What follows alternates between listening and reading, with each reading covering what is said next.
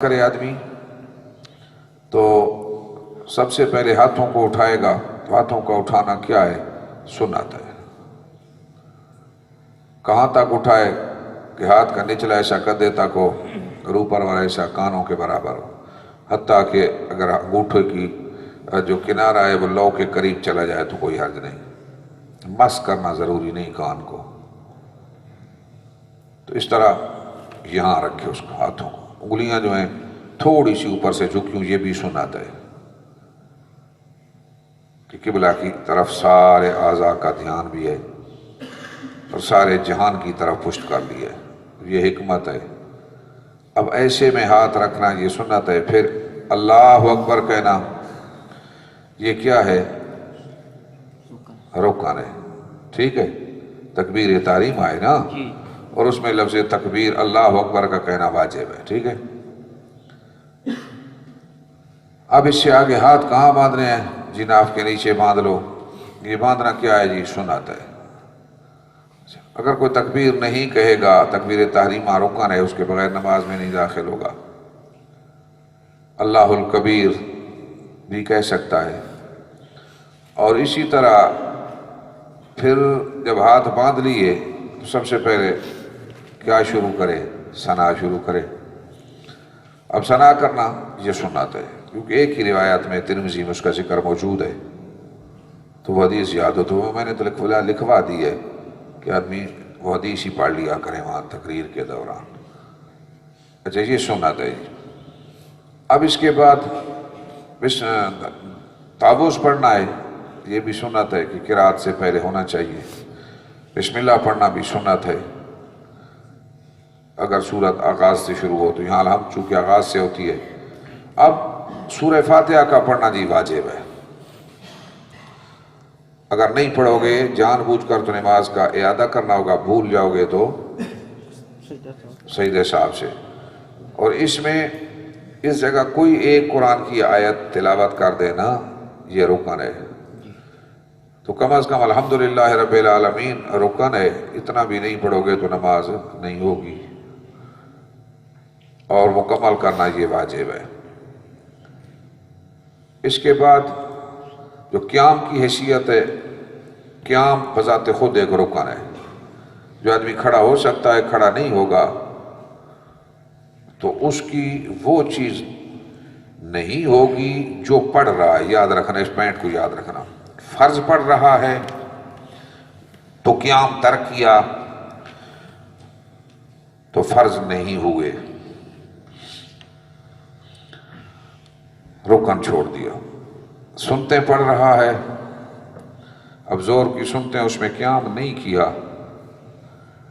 تو وہ سنت نہ بنی، نفل بن گئے۔ بات سمجھ آ گئی؟ کیونکہ کوئی آپ سے سوال کر سکتا ہے جی یہ زور کی سنتوں میں میں نے قیام نہیں کیا، تو کہو بھائی قیام تو رکن ہے، بھائی وہ سرے سے ہی سنتے تھیں تو تم اس میں رکن کہاں سے لائے؟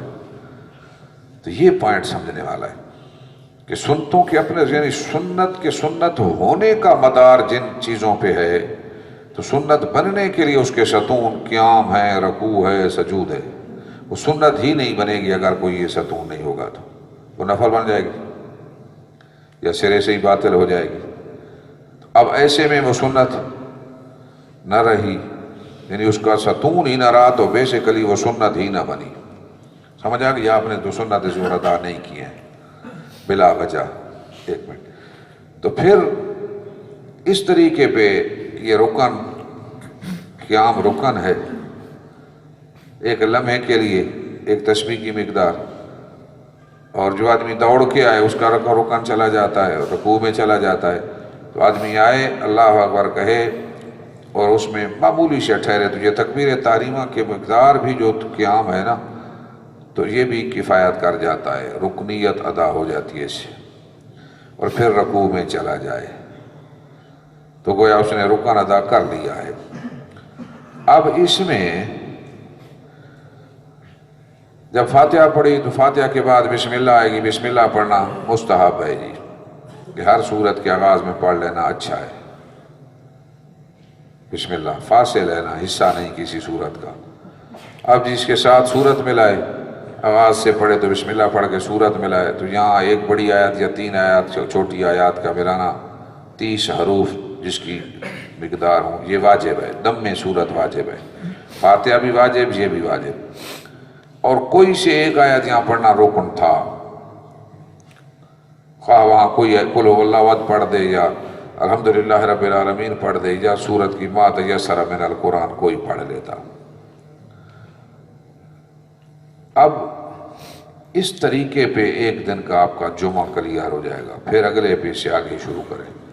رکوع کیا ہے جی، اس میں تسبیحات کیا ہیں جی، تسبیح کیا ہے جی، اس میں اعتدال کا حکم کیا ہے جی، پھر جاتے ہوئے تکبیر، انتقالات کا حکم کیا ہے جی، پھر سجدہ کیا ہے۔ اس طریقے پہ لوگوں کو سمجھائیں گے نا، نماز تو بہترین انداز میں سمجھ آ جائے گی۔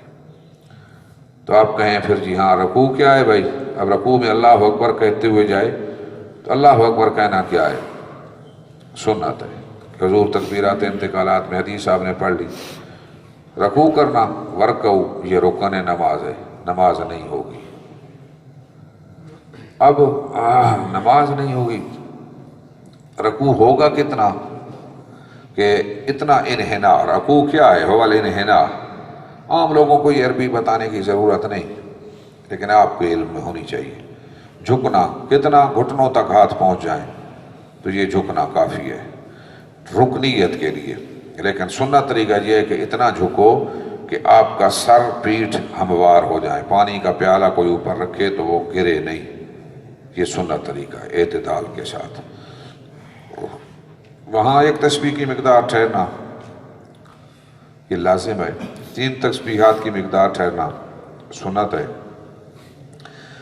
اب ایک تسبیح کی مقدار ٹھہرنا اس کے لیے واجب بن جائے گا، 3 کی مقدار ٹھہرنا سنت بن جائے گا، اور مطلق انحنا رکن ہوگا۔ 3 حیثیت ایک رکن ایک رکوع کی بن گئی۔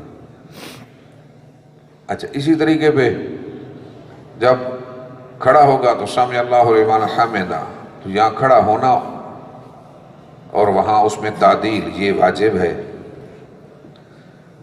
آرام سے ایک دفعہ سارے اعضاء ٹھہر جائیں، اتنا کھڑا ہو، اعضاء سکون پذیر ہو جائیں، اور اس میں سمع اللہ لمن حمدہ پڑھنا یہ کیا ہے؟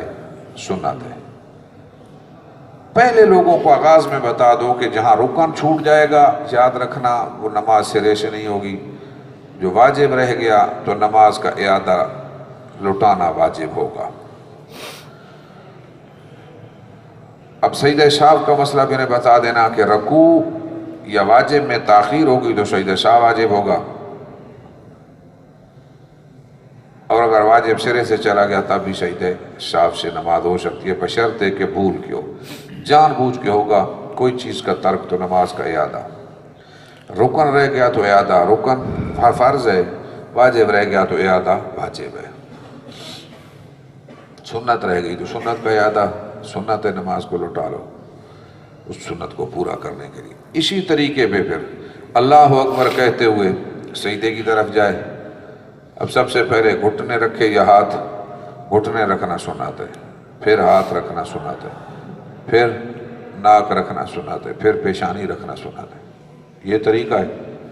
پھر سجدے میں صرف پیشانی کا زمین پہ ٹیکنا یہ تو ہو گیا رکن، ایک تسبیح کی مقدار وہاں ٹھہرنا یہ واجب، 3 کی مقدار ٹھہرنا سنت، اور یہ تسبیحات پڑھنا سنت۔ تو اس طریقے پہ 3 نہیں ضروری، 11 تک لے جاؤ، زیادہ بھی ہو گئی تو نماز تو ہو جائے گی، لیکن لوگوں کو اکتا نہ دو، 5 پڑھ لیا کرو تاکہ پیچھے لوگ 3 تو پڑھ لیں۔